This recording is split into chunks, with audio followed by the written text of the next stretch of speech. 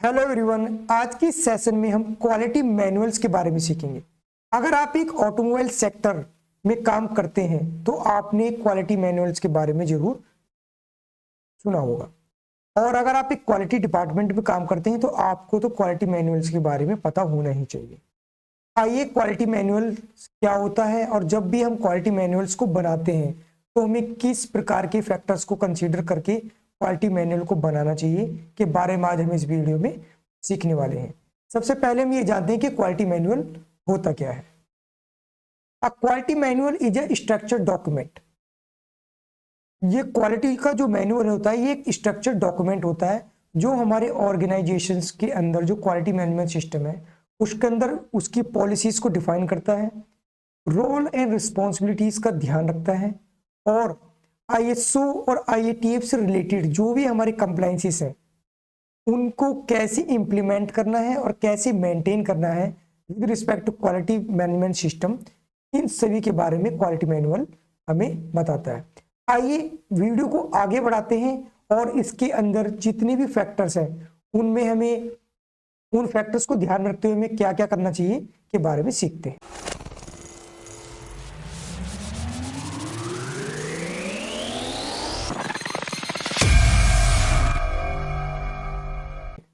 Number 1, demonstrate the commitment to quality. अगर हमें अपनी क्वालिटी को की जो कमिटमेंट है उसको डेमोन्स्ट्रेट करना होता है, उसके लिए हम क्या करेंगे। नंबर 1, क्वालिटी की पॉलिसी बनाएंगे। जब भी हम क्वालिटी पॉलिसी बनाएंगे तो हम ध्यान देंगे कि क्वालिटी पॉलिसी के अंदर हमारी जो ऑर्गेनाइजेशन है क्या काम करती है और फ्यूचर में हमारे क्या प्लान्स हैं, और कस्टमर से रिलेटेड हमारे जो उनके जो CSR है उनको फुलफिल करने के लिए हम क्या कर रहे हैं, उन सभी पॉइंट्स को हम क्वालिटी पॉलिसी के अंदर कैप्चर करेंगे। और ये सारी चीज जो है हमारे क्वालिटी मैनुअल्स में होनी चाहिए। नेक्स्ट है हमारा ऑब्जेक्टिव्स।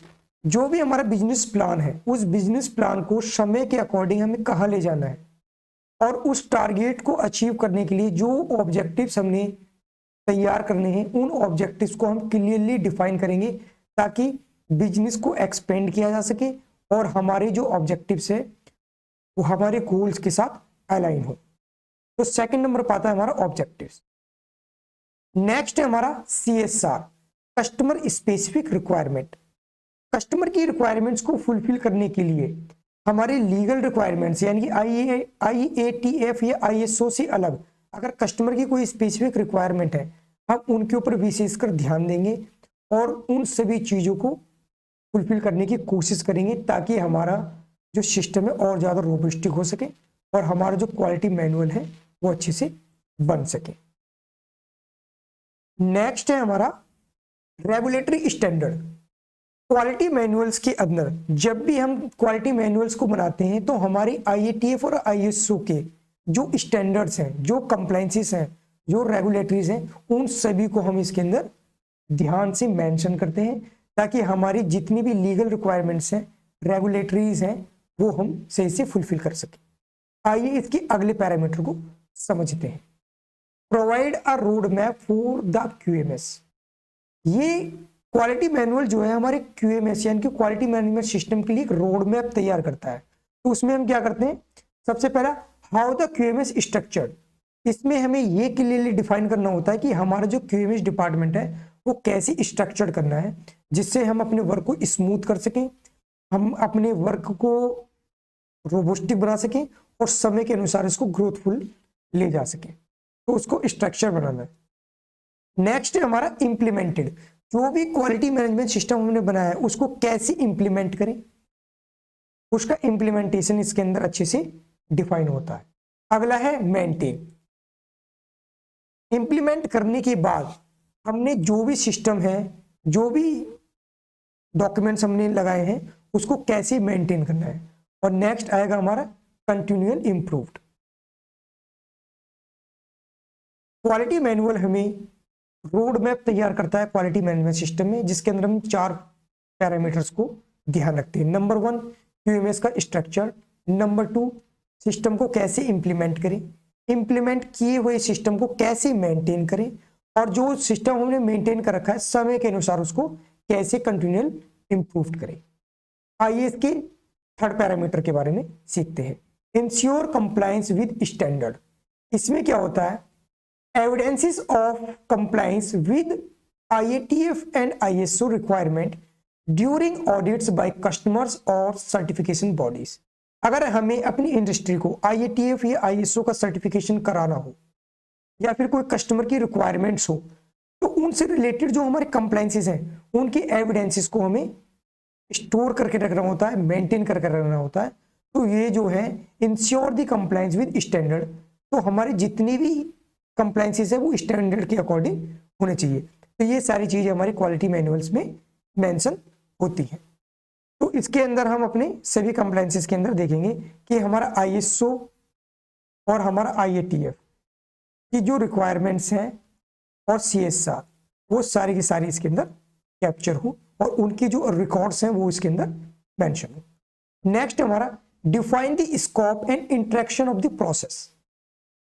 हमारे QMS का जो स्कोप है और जो मल्टीपल जो डिपार्टमेंट्स हैं उनके बीच में जो इंटरेक्शंस हैं उनको हम कैसे करें, उसके लिए हम क्या करेंगे, स्कोप ऑफ द QMS, हमारा जो क्वालिटी का जो स्कोप है वो डिफाइन करेंगे, क्लियरली डिफाइन होना चाहिए।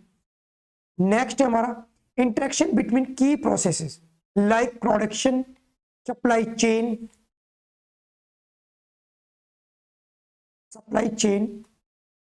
Quality control and design. ये हमारे मेजर प्रोसेसेस हैं और भी हैं जैसे marketing, HR, quality, production, maintenance, tool crib, ये जितने भी डिपार्टमेंट्स हैं इनकी जो की प्रोसेसेस हैं इनके आपस में इंटरेक्शन क्या है वो क्लियरली डिफाइन होना चाहिए।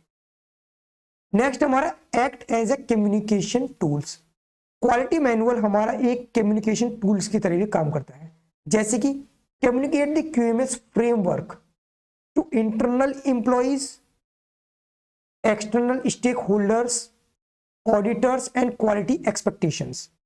जो हमारा जो QMS जो हमारा क्वालिटी मैनुअल्स है वो हमारे QMS के अंदर इंटरनल एम्प्लॉयज की needs and expectations, external stakeholders, auditors and quality expectations, इन सभी के लिए एक कम्युनिकेशन टूल की तरह काम करता है। नेक्स्ट हमारा सपोर्ट प्रोसेस स्टैंडर्डाइजेशन। तो इसमें क्या होता है, centralise the process align with the organisation related to quality objectives. हमने जो भी स्टैंडर्ड बनाए हैं वो हमारी जो क्वालिटी की जो ऑब्जेक्टिव्स हैं वो ऑर्गेनाइजेशन की ग्रोथ के साथ इंटरलिंक होने चाहिए। जो भी, फॉर एग्जांपल मैंने 4 डिपार्टमेंट ले लेता हूं, जैसे कि production, quality, purchase, maintenance etcetera. अगर मैं इन इंडिविजुअल डिपार्टमेंट के प्रोसेसेस को अलाइन करूं तो इनके जो भी इंडिविजुअल ऑब्जेक्टिव्स होंगे वो सारे के सारे ऑब्जेक्टिव्स हमारी बिजनेस ग्रोथ से इंटरलिंक होने चाहिए कि हम जब भी इनके ऑब्जेक्टिव्स को प्लान करें या स्टैंडर्डाइज करें तो वो जो सपोर्ट जो है वो हमारे सिस्टम को सेंट्रलाइज्ड करेंगे और हमारे बिजनेस में बढ़ने की सपोर्ट करेंगे। नेक्स्ट हमारा 6 नंबर पे आता है कस्टमर कॉन्फिडेंस। कस्टमर कॉन्फिडेंस को गेन करने के लिए हमें सिर्फ और सिर्फ कंप्लायंस विद CSR के ऊपर ध्यान देना होता है। सभी कस्टमर का एक CSR होता है, कस्टमर स्पेसिफिक रिक्वायरमेंट, उनकी जो कंप्लायंसेस हैं उनको हमें फुलफिल करना होता है और ये हमारे क्वालिटी मैनुअल्स में क्लियरली डिफाइन होना चाहिए। लास्ट में आता हमारा की एलिमेंट्स। क्वालिटी मैनुअल्स को जब भी हम बनाएं तो हमारे जो की एलिमेंट्स हैं हम उन पे कैसे काम करें और किस प्रकार की की एलिमेंट्स के ऊपर हमें काम करना चाहिए। जैसे कि सबसे पहला हमारा क्वालिटी पॉलिसी। क्वालिटी पॉलिसी हम जो भी बनाएंगे वो हमारे ऑर्गेनाइजेशन के वर्क प्रोफाइल से लेके बिजनेस ग्रोथ तक के बीच का होना चाहिए, वो हमारा क्लियरली डिफाइन होना चाहिए। नेक्स्ट हमारा ऑब्जेक्टिव्स। डिपार्टमेंट में इंडिविजुअल ऑब्जेक्टिव्स के साथ जो हमारे बिजनेस के जो ऑब्जेक्टिव्स हैं वो अलाइन होने चाहिए ताकि उसकी जो इनपुट्स जो भी निकलेंगी, जो आउटपुट में जो कन्वर्ट होंगी वो हमारे बिजनेस ग्रोथ से इंटरलिंक हो। नेक्स्ट है ऑर्गेनाइजेशन चार्ट एंड रिस्पॉन्सिबिलिटीज। जो भी हम ऑर्गेनाइजेशन चार्ट बनाते हैं तो प्रत्येक बंदे की एक अपनी रिस्पॉन्सिबिलिटीज होनी चाहिए जो क्लियरली डिफाइन होनी चाहिए। नेक्स्ट है scope of QMS and exclusion. Quality management system का जो स्कोप है वो क्लियरली डिफाइन होना चाहिए, उसके क्या मोटिव्स हैं, वो कैसे इंप्लीमेंट करेगा, कैसे मेंटेन करेगा और कैसे समय के अनुसार बिजनेस से रिलेटेड उसको इंप्रूव करेगा। नेक्स्ट है हमारा डिपार्टमेंटल प्रोसीजर्स। प्रोसेस इंस्ट्रक्शंस को स्ट्रॉन्ग बनाने के लिए और इंडिविजुअल डिपार्टमेंट को चलाने के लिए डिपार्टमेंटल प्रोसीजर क्लियरली डिफाइन होना चाहिए, उसके अंदर किसी प्रकार का कोई ओवरलैप नहीं होना चाहिए। नेक्स्ट है इंटरेक्शन बिटवीन प्रोसेस। एक डिपार्टमेंट से दूसरे डिपार्टमेंट के बीच में जो कोरिलेशंस है वो क्लियरली डिफाइन होना चाहिए।